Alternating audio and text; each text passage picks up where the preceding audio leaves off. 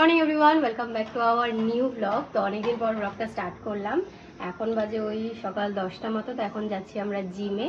আর আজকে যে মেন ব্লগটা হতে চলেছে সেটা হচ্ছে কলকাতা টু ভুবনেশ্বর ট্রিপ জার্নিটা সেটাই আমরা শেয়ার করব। সো আজকে ব্লগটা মেনলি হবে হচ্ছে কলকাতা টু ভুবনেশ্বর যে বাস করে যাব সেই বাস জার্নি একটু ইনফরমেটিভ হবে, যদি কারোর হেল্প হয় ওই জন্য এই ব্লগটা করা।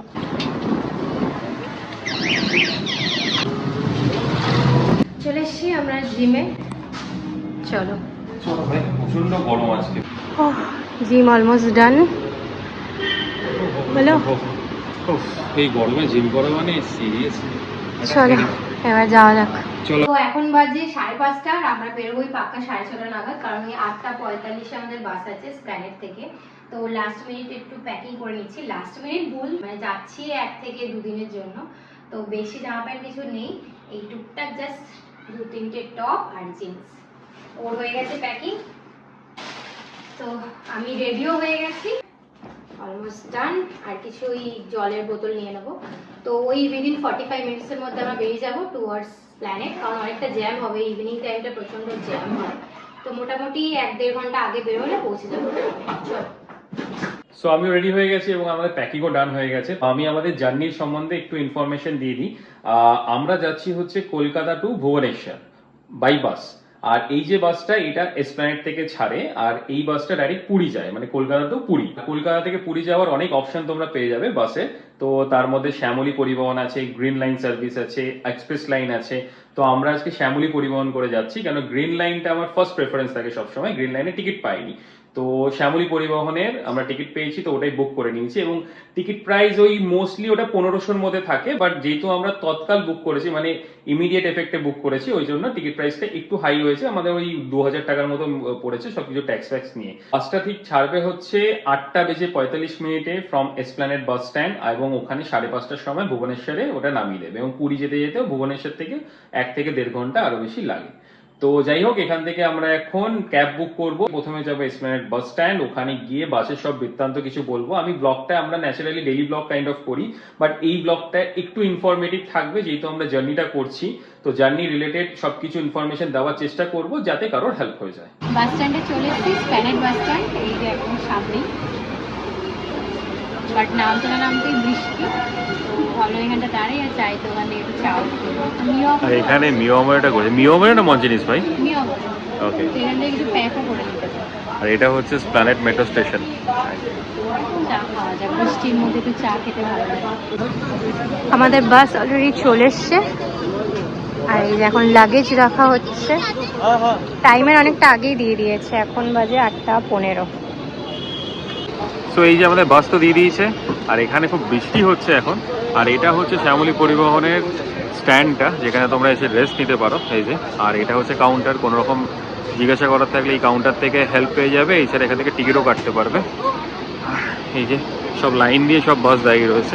অ্যাকচুয়ালি এটা হচ্ছে এসপ্ল্যানেডের মেন বাস স্ট্যান্ড, যেখানে সব দূরে যাওয়ার বাসগুলো থাকে। যেমন তোমরা ভুবনেশ্বর যেতে পারো, পুরী যেতে পারো, শিলিগুড়ি যেতে পারো। সো এখানে ওয়াশরুমেরও ব্যবস্থা আছে, মানে যেখানে শ্যামলীর বাস দাঁড়িয়ে রয়েছে সেখানে তো নেই, একটু দূরে। এই যে বাস স্ট্যান্ডটা হচ্ছে এখানে, আর এখান থেকে গিয়ে এখানে একটা সরকারি বাস স্ট্যান্ড আছে। তাই বন্ধ নাকি? তো এটা খুবই আনহাইজেনিক, বাট আমাদের এখন এটা ইউজ করতেই হবে, কারণ বাস আবার সেই 10টা কি 10:30 নাগাদ কোথাও একটা থামবে। তো তার জন্য আমাদের তো এখন এটা ইউজ করতে হবে, আদারওয়াইজ এটা স্কিপ করাটাই বেটার। খুবই আনহাইজেনিক।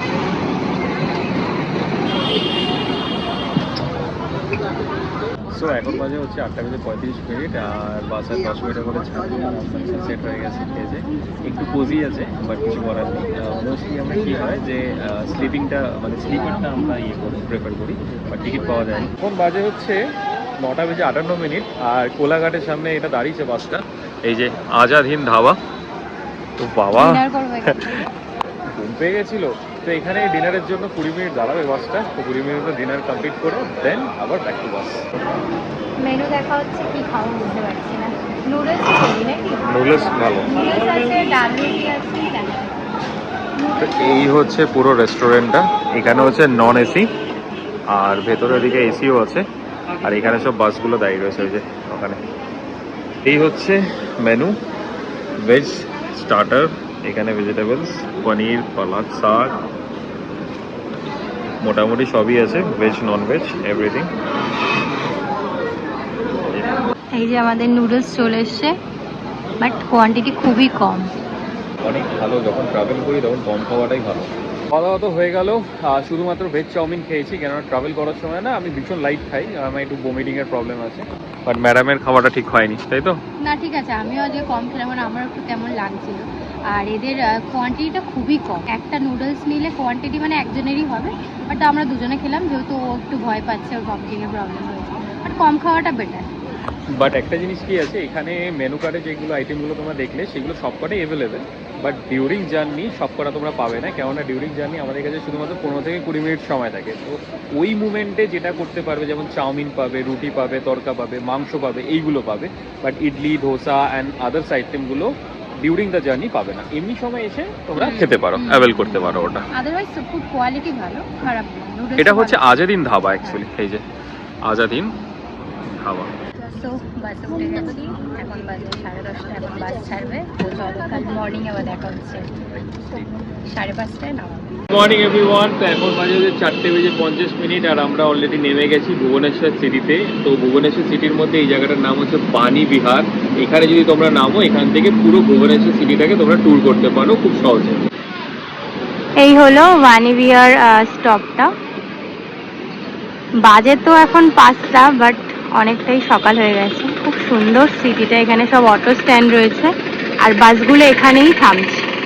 তো এখান থেকে বাস থেকে নেমেই প্রচুর অটো সুবিধা রয়েছে, 4টে হোক 5টা হোক, অটো সবসময় অ্যাভেলেবেল। এখানে সারা রাত্রি অটো থাকে, তো এখানে নেমে তোমরা অটো করে যেতে পারো। এছাড়া আমরা এখন এখানে ক্যাব বুক করে নিচ্ছি, তো ক্যাব থেকে আমরা যাবো হচ্ছে অশোকনগর বলে একটা জায়গা আছে, ওখানে আমাদের হোটেল আছে। প্রচুর হোটেল অপশনও রয়েছে ওখানে, খুব সুন্দর এই জায়গাটা। চলো, ওখানে বাস স্ট্যান্ড আছে, ওখান থেকে আমরা ক্যাব বুক করব। এই যে এখান থেকে airport and railway station both যাওয়া যাবে। সো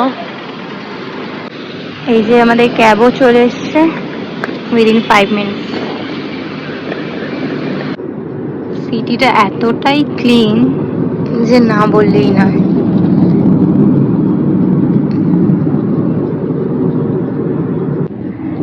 এখানে একটার পর একটা দারুণ দারুণ হোটেল রয়েছে, মানে পুরো রাস্তাটা জুড়েই হোটেলস বলা যেতে পারে। চলে এসেছি আমরা হোটেলের লোকেশানে। এই লোকেশানটার নাম হচ্ছে অশোকনগর। আর এখানে এক সে বাড়কার এক হোটেলস রয়েছে, মানে পরপর লাইন দিয়ে। আর জায়গাটা এতটাই সুন্দর, আর সকালটা তো আরোই ভালো লাগছে। রাস্তাঘাটগুলো পুরো ক্লিন। পুরী তো অবশ্যই ভালো, বাট পুরীর থেকেও এটা আরো বেটার, মানে আপডেটেড না? না ভুবনেশ্বর, খুবই ক্লিন। ভুবনেশ্বর অনেক বেশি আপডেটেড শহর। আর এই যে জায়গাটা এসছি, এটা হচ্ছে সব থেকে প্রিমিয়াম এরিয়া এখানটা। হ্যাঁ। আর এখানে খুব সুন্দর সুন্দর হোটেলস আছে, পরপর রয়েছে হোটেলস গুলো, দেখলেই বুঝতে পারবে। আর জায়গাগুলো এতটা সুন্দরভাবে ওয়েল মেনটেন করে রেখেছে, চারিপাশে গাছ, খুব সুন্দর আমার লাগছে। কাছে, আমি অনেকদিন ধরে ভুবনেশ্বর আসছি, ভুবনেশ্বর আমার কাছে খুব একটা ভালো সিটি, মানে খুব ক্লিন, নিট অ্যান্ড ক্লিন। আর এই জায়গাটা বিশেষ করে খুব পশ এরিয়া, খুব ভালো। রাস্তাটা দেখলে বুঝতেই পারছো। তো এখান থেকে যে কোনো একটা হোটেলে আমরা যাবো। আমরা চলে এসেছি হোটেল রুমে, এখন 6টা বাজে। সবকিছু ফর্মালিটিস করে, কারণ এখন তো আর্লি চেক ইন করতে হলো, 1 ঘন্টা মোটামুটি লাগলো। তো এখন আমরা রেস্ট করব। তো নেক্সট ব্লগে আমরা শেয়ার করব ভুবনেশ্বরের সিটিতে যা যা আমরা করব সেটা, প্লাস হোটেল ট্যুরটাও দিয়ে দেবো। হোটেলটা খুব সুন্দর। তো চলো, আজকের এই ব্লগটা এইটুকুই রইলো। যদি ব্লগটা দেখে কিছু ভালো লেগে থাকে, প্লিজ লাইক, শেয়ার আর কমেন্ট করো যদি কোনো ইনফরমেশন নেওয়ার থাকে। তো চলো, টাটা।